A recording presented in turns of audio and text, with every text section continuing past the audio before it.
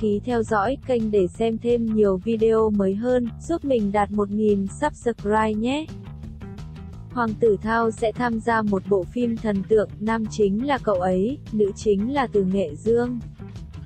Phim Vật trong tay đã qua cửa kiểm duyệt, dự kiến chiếu vào quý 4 trên đài Hồ Nam và Mango TV. Nữ bác sĩ tâm lý, Dương Tử Tỉnh Bách Nhiên, tháng 10 khai máy ở Hải Nam, Chương Công Án, là dạng phim ngắn, Tỉnh Bách Nhiên chắc hẳn sẽ không rảnh rỗi thời gian mà vào đoàn làm phim không ngừng nghỉ, anh ấy không quay cái này thì thôi, đã quay là không dừng được. Lưu Vũ Hân xử lý quan hệ giữa người với người rất tốt, bất kể là đối phương địa vị lớn hay nhỏ thì khi tham gia hoạt động cô ấy cũng chủ động đi thêm WeChat. Đội hình diễn viên chính Xuân Nhật Yến, Thành Nghị đóng vai Giang Huyền Cẩn, Quan Hiểu Đồng đóng Lý Hoài Ngọc. La Vân Hy và Trần Giao là do đoàn làm phim sao tác couple tuyên truyền mà thôi, tài nguyên của Trần Giao quả thực không tốt, hợp đồng của cô ấy vẫn ở Đường Nhân, không thể nhận kịch bản bên ngoài mà phim tự sản xuất của Đường Nhân cũng không dành cho cô ấy mà giao cho Hồ Băng Khanh.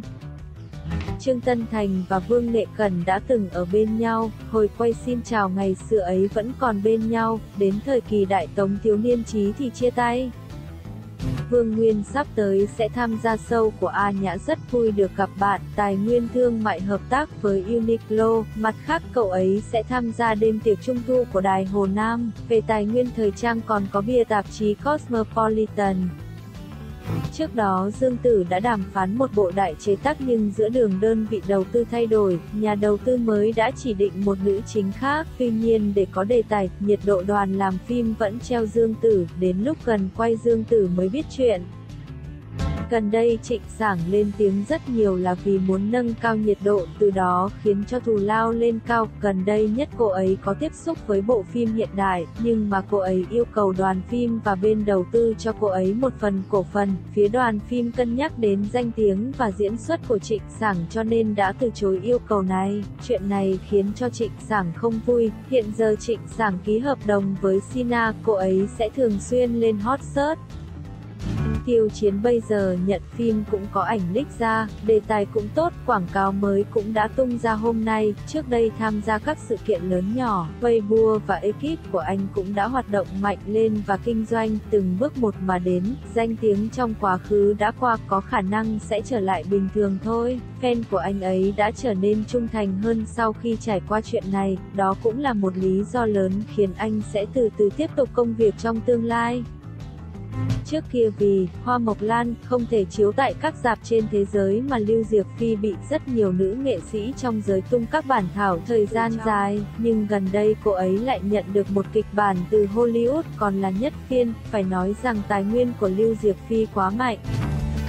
Tống Uy Long ở Hoan Ngu bây giờ cũng không được nâng đỡ nhiều, người mà Vu Chính nâng đỡ nhất là Hứa Khải, vậy nên cũng không cho Tống Uy Long được bao nhiêu tài nguyên, tuyên truyền cho cậu ấy cũng ít hơn những người khác nhiều. Hiện tại, phim của Tống Uy Long chủ yếu là phim bên ngoài, thế nhưng tài nguyên của cậu ấy không tệ, tiếp xúc với nhiều hạng mục phim. Lúc trước phim Trạm Kế Tiếp là Hạnh Phúc thu được hiệu quả tốt cho nên tài nguyên thương mại phát triển lên không ít, công bố 7-8 nhãn hàng đại diện, còn các loại bìa tạp chí, mặc dù không bạo nhưng đúng là có phát triển lên, bây giờ lại có lấy danh nghĩa người nhà hot, xem tình hình trước mắt thì cậu ấy có thể không đại bạo, nhưng tiểu bạo thì vẫn có thể.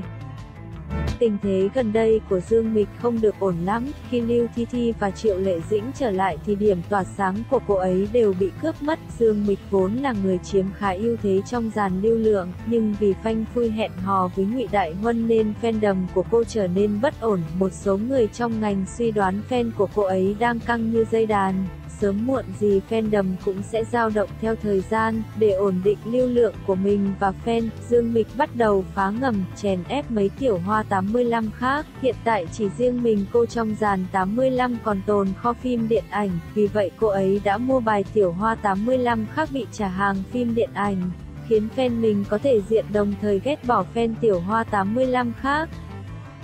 Thật ra từ mấy ngày trước đoàn đội Vương Nhất Bác đã đề phòng ngày thất tịch, người mà nhà Vương Nhất Bác chủ yếu tránh chính là đoàn đội Tiêu Chiến và fan couple Bác Quân Nhất Tiêu. sau khi Vương Nhất Bác đi lên từ con đường thần tượng đóng phim cổ trang, nhà cậu ấy đã chuẩn bị gạt bỏ cái mác nổi tiếng dựa vào đam mỹ của cậu ấy. Phía bên Tiêu Chiến vốn cũng nghĩ như thế, nhưng vì sự nghiệp hiện tại đang xuống dốc, cần fan couple giúp mình làm số liệu cho nên không thể không tiếp tục tạo cảm giác còn đang đắm chìm trong trần tình lệnh, thỉnh thoảng lợi dụng Vương Nhất Bác một chút để tạo nhiệt độ. Đối với những hành động này của phía Tiêu Chiến thì phía Vương Nhất Bác đều biết, thế nhưng đoàn đội cậu ấy chắc chắn sẽ không phối hợp, ngược lại còn liên tục đề phòng. Bây giờ Vương Nhất Bác tham gia show tuyệt đối sẽ không để cho hình ảnh trang phục trang sức đỏ xanh lam đan xen, chỉ cần là điều có thể khiến cho fan couple có thể ghi được thì đoàn đội Vương Nhất Bác sẽ tìm cách tránh né trước.